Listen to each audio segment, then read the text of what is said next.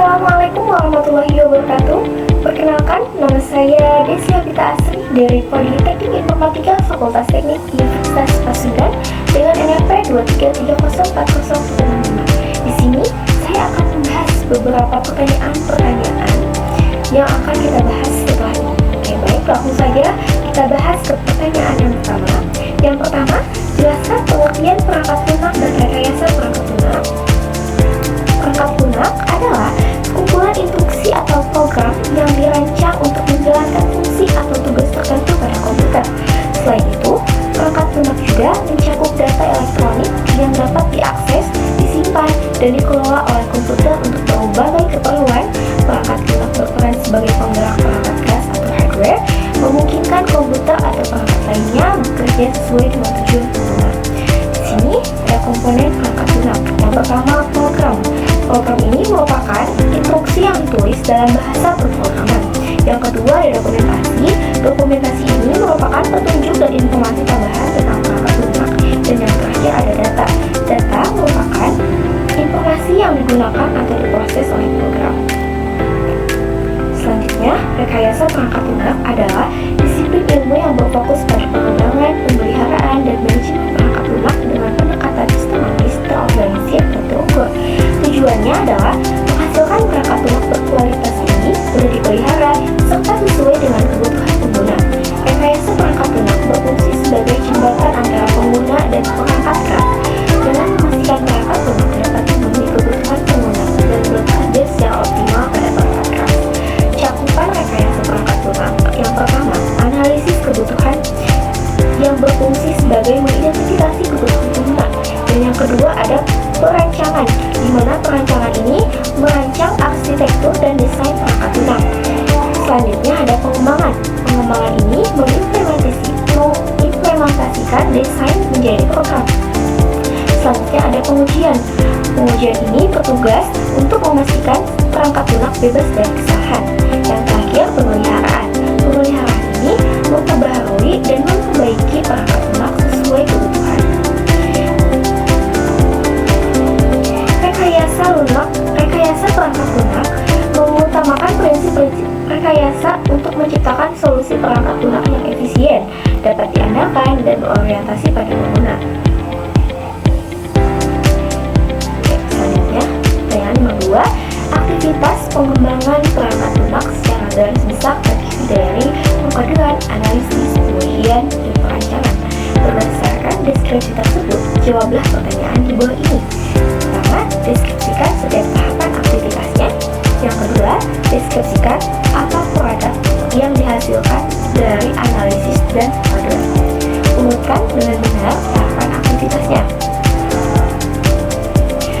Urutan aktivitasnya yang pertama analisis, perancangan, pengkodean, lalu pengujian.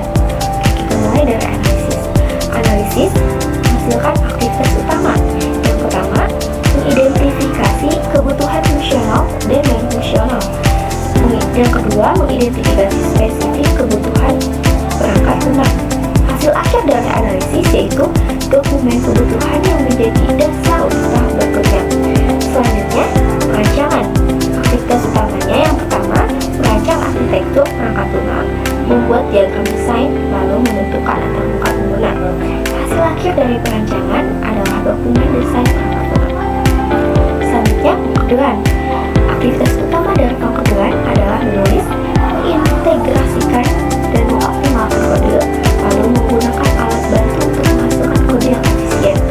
Hasil akhir dari pengkodean adalah program perangkat lunak yang dapat dieksekusi. Terakhir yaitu pengujian. Aktivitas utama dari pengujian adalah melakukan berbagai jenis pengujian seperti pengujian unit, pengujian integrasi, pengujian sistem, dan pengujian penerimaan. Lalu ada mengidentifikasi dan memperbaiki bug. Hasil akhir dari pengujian adalah perangkat lunak yang telah teruji dan siap digunakan. Produk yang dihasilkan dari analisis dan pengujian. Yang pertama, produk yang dihasilkan dari analisis yaitu kebutuhan perangkat lunak, yang dimana Software Requirement Specification atau RSS. Dokumen ini berisi spesifikasi kebutuhan fungsional dan non-fungsional perangkat lunak. Yang kedua, ada pengujian, di mana kode sumber perangkat dalam bahasa pemrograman sesuai dengan desain yang telah dibuat sebelumnya dan siap untuk diuji. Pertanyaan yang ketiga, yaitu salah satu atribut kualitas perangkat lunak yaitu reliability dan efisiensi. Jelaskan atribut tersebut dan berikan contoh. Pertama, kita bahas reliability. Reliability adalah atribut kualitas perangkat lunak yang menunjukkan seberapa konsisten perangkat lunak dapat bekerja sesuai dengan fungsinya tanpa gagal dalam kondisi tertentu selama periode waktu tertentu. Kita bahas karakteristik reliability.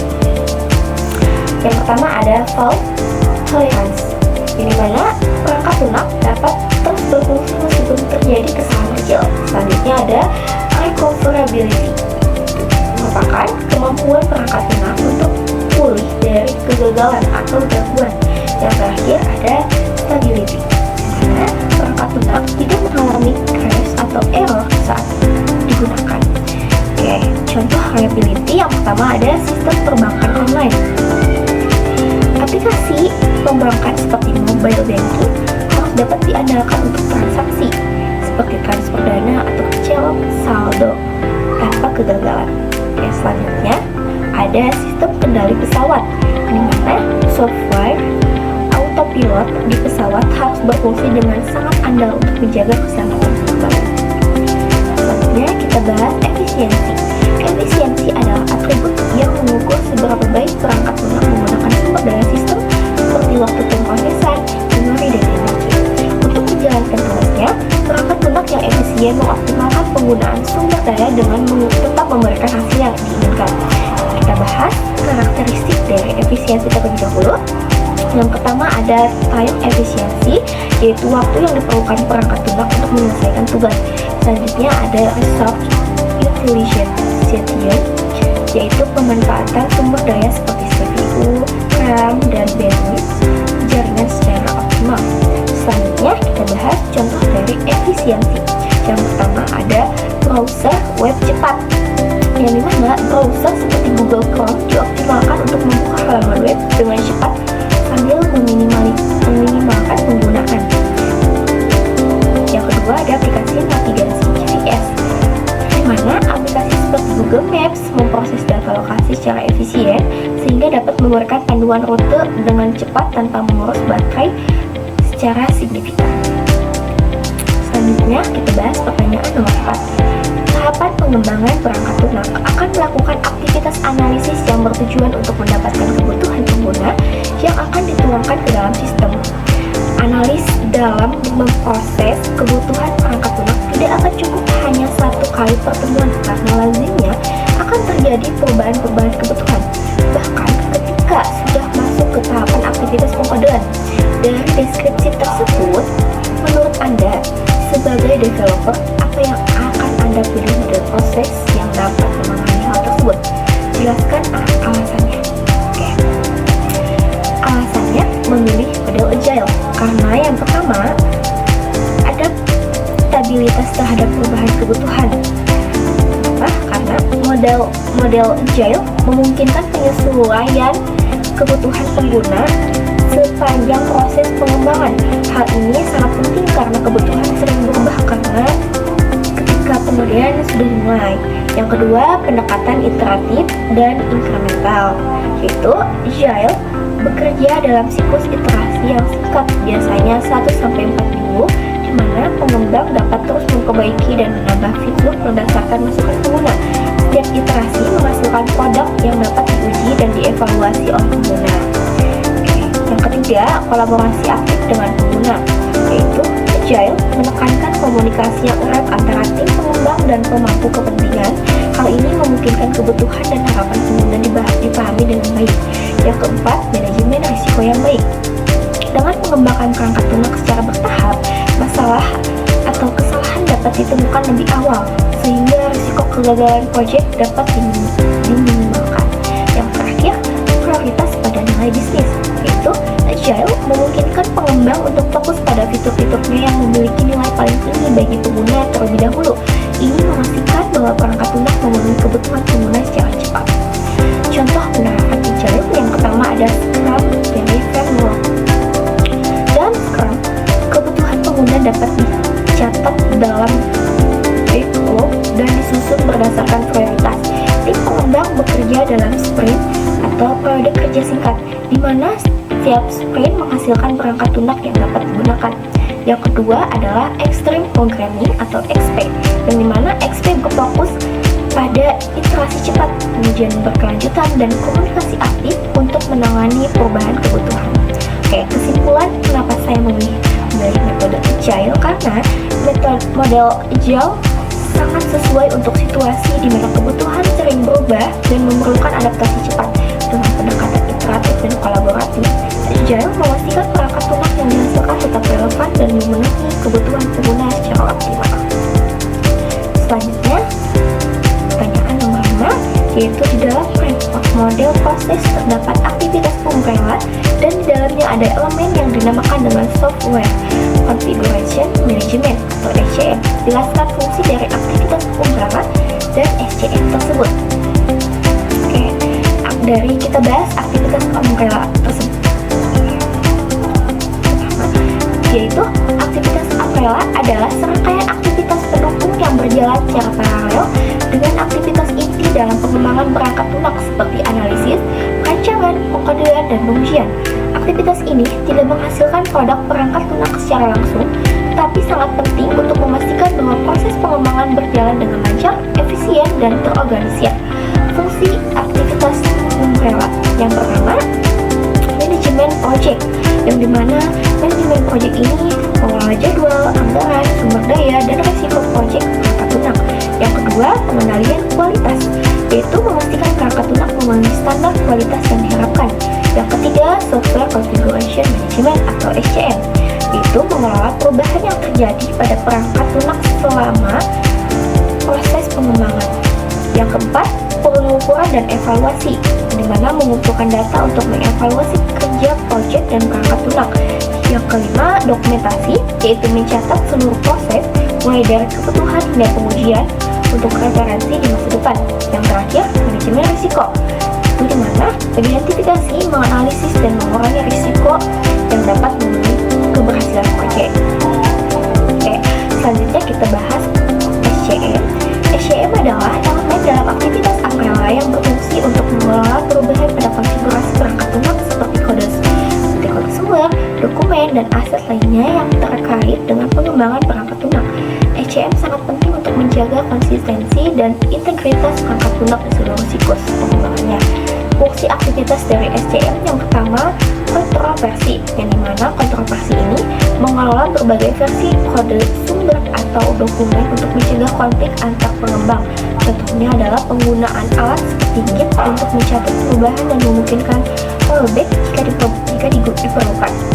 Yang kedua, manajemen perubahan, bertugas untuk memastikan bahwa setiap perubahan dalam perangkat lunak, baik yang berasal dari kebutuhan pengguna maupun koreksi kesalahan, dikelola dengan baik dan terdokumentasi. Selanjutnya ada pengembangan perangkat lunak atau build management, yaitu mengotomatisasi proses pembuatan perangkat lunak dari kode sumber untuk memastikan produk akhir bebas dari kesalahan konfigurasi. Yang terakhir, pelacakan dan audit, yaitu melacak siapa yang membuat perubahan, apa yang diubah, kapan perubahan dibuat, dan mengapa perubahan dilakukan. Hal ini membantu dalam audit dan menelusurkan masalah. Kesimpulan dari aktivitas umbrella dan SCM ini adalah aktivitas umbrella adalah elemen pendukung yang memastikan pengembangan perangkat lunak berjalan struktur dan sesuai target dengan fokus pada manajemen, evaluasi, dan pengendalian kualitas. Sedangkan SCM berfungsi untuk mengelola perubahan dan menjaga konsistensi serta integritas konfigurasi perangkat lunak sehingga tim pengembang dapat bekerja lebih efisien tanpa kehilangan jejak terhadap versi perangkat lunak atau dokumen penting. Pertanyaan selanjutnya, di bawah ini adalah model dari aktivitas analis. Yang pertama, model behavioral atau diagram. Yang kedua, model flow atau model data. Yang ketiga, model skenario atau use case. Yang keempat, model kelas atau diagram. Jelaskan fungsi dari model A sampai D di atas. Fungsi dari model aktivitas analisis yang pertama, model behavioral atau diagram.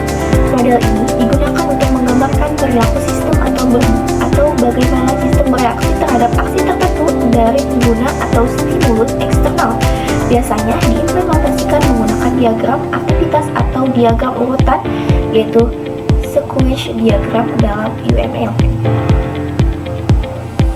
Contoh penggunaan dari model behavioral diagram ini adalah yang pertama menggambarkan alur kerja dari suatu proses bisnis atau sistem. Contoh yang kedua yaitu menunjukkan interaksi antara aktor atau pengguna dan sistem dalam suatu skenario tertentu. Oke, selanjutnya state model flow atau model data.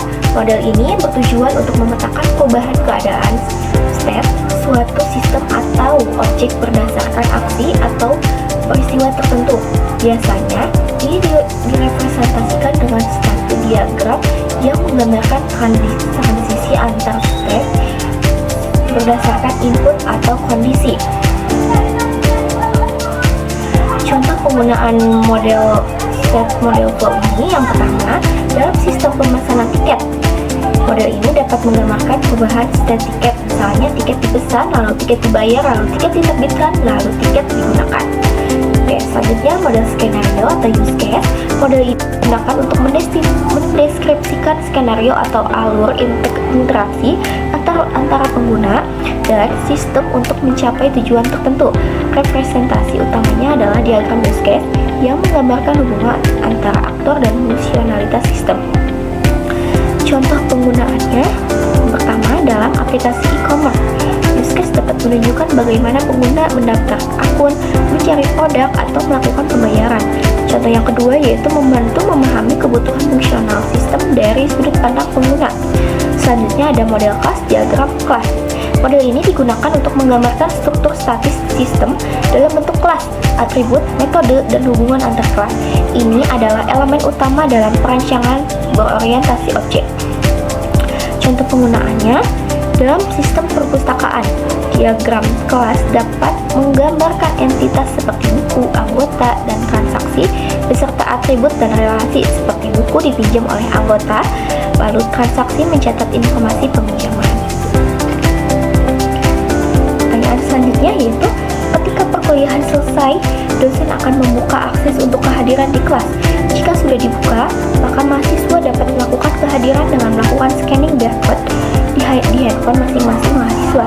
Jika scanning berhasil, maka mahasiswa tersebut telah tercatat kehadiran kelasnya, sementara yang tidak bisa melakukan itu akan dipanggil mahasiswanya, dan jika ada di kelas, maka akan diceklis oleh dosennya. Berdasarkan deskripsi tersebut, buatlah use case dan skenario-nya. Oke, di sini ada use case-nya dan di sini ada skenario-nya.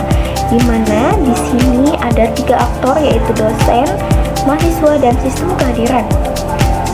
Lalu yang membuka akses kehadirannya itu dosen, yang memindai barcode itu mahasiswa, lalu mencatat kehadiran otomatis itu sistem kehadiran, lalu mencatat kehadiran manual itu dosen, yaitu memanggil untuk absen manual. Oke. Penjelasan diagram yang pertama, mahasiswa memindai barcode yang diberikan oleh dosen menggunakan aplikasi. Jika berhasil, sistem secara otomatis mencatat kehadiran. Jika gagal, dosen mencatat kehadiran secara manual. Dimana di sini dosen sudah membukakan akses kehadiran, lalu mahasiswa memindai barcode. Jika mahasiswa bisa memindai barcode, maka kehadiran sukses. Dan jika tidak, dosen akan memanggil untuk absen manual, lalu kehadiran sukses. Oke.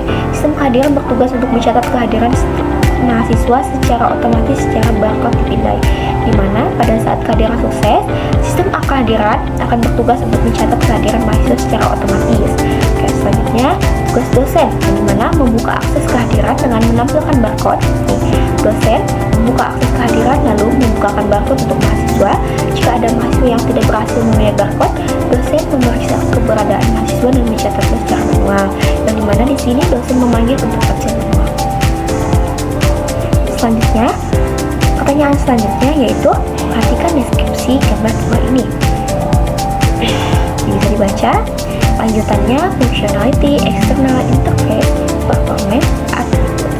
Deskripsi di atas adalah penjelasan mengenai gambaran mengenai dokumen analisis SKPL atau spesifikasi kebutuhan perangkat lunak. Deskripsikan istilah-istilah yang ada di bagian lanjutan, yaitu gimana functionality, external interface, performance, dan attribute. deskripsi analisis SKPL.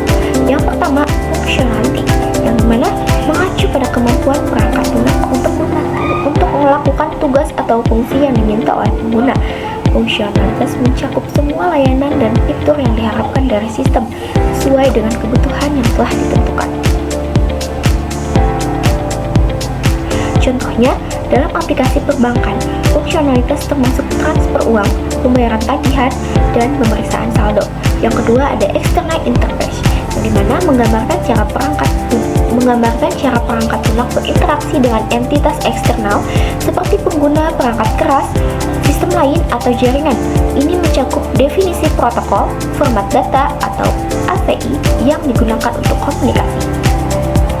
Contohnya, sebuah aplikasi berbicara dengan printer melalui driver khusus atau antarmuka perangkat keras. Contoh yang kedua, aplikasi web berkomunikasi dengan database melalui API. Selanjutnya, performance. Mengacu pada efisiensi perangkat lunak dalam melakukan tugasnya, termasuk waktu respon, kecepatan pemrosesan, penggunaan sumber daya atau CPU, memori, dan throughput. Contohnya, sistem transaksi online harus dapat memproses 1000 transaksi per detik. Contoh yang kedua, waktu respon sebuah aplikasi tidak boleh melebihi 2 detik setelah menerima input dari pengguna. Oke. Yang terakhir yaitu atribut. Atribut mengacu pada karakteristik kualitas perangkat lunak yang memiliki aspek-aspek seperti keandalan, yaitu reliability, efisiensi, penggunaan, keamanan, dan lainnya.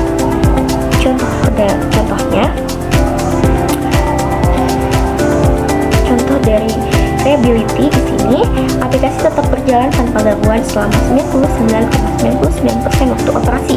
Contoh dari security, yaitu sistem dapat melindungi data pengguna dari akses yang tidak sah.